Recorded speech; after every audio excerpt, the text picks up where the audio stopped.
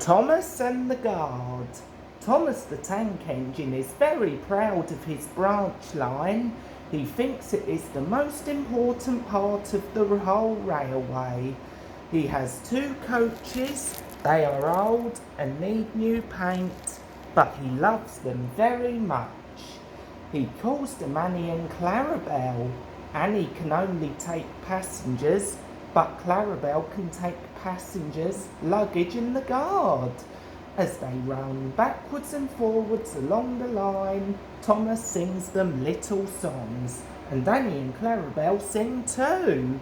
When Thomas starts from a station, he sings, "Oh, come along, we're rather late. Oh, come along, we're rather late." And the coaches sing, "We're coming along, we're coming along." They don't mind what Thomas says to them because they know he is trying to please Sir Topham Hatt. And they know too that if Thomas is cross, he is not cross with them. He is cross with the engines on the main line who have made him late. One day they had to wait for Henry's train. It was late. Thomas was getting crosser and crosser. How can I run my line properly if Henry is always late? He doesn't realise that Sir Topham Hatt depends on me.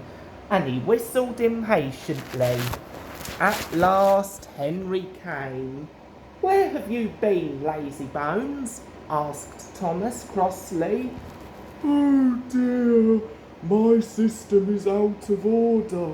No one understands my case. You don't know what I suffer," moaned Henry. "Rubbish," said Thomas. "You're too fat. You need exercise." Lots of people with piles of luggage got out of Henry's train, and they all climbed into Annie and Clarabelle. Thomas had to wait till they were ready. At last the guard blew his whistle and Thomas started at once. The guard turned round to jump into his van, tripped over an old lady's umbrella and fell flat on his face. By the time he had picked himself up, Thomas and Annie and Clarabelle were steaming out of the station. Come along, puffed Thomas, but Clarabelle didn't want to come. "I've lost my nice guard," she sobbed. Annie tried to tell Thomas, "We haven't a guard, we haven't a guard." But he was hurrying and wouldn't listen. Oh, come along, he puffed impatiently. Annie and Clarabelle tried to put on their brakes, but they couldn't without the guard. "Where is our guard? Where is our guard?" they cried. Thomas didn't stop till they came to a signal. "Bother that signal," said Thomas. "What's the matter?" "I don't know," said his driver. "The guard will tell us in a minute." They waited and waited, but the guard didn't come. "Where is the guard?" whistled Thomas. "We've left him behind," sobbed Annie and Clarabelle together.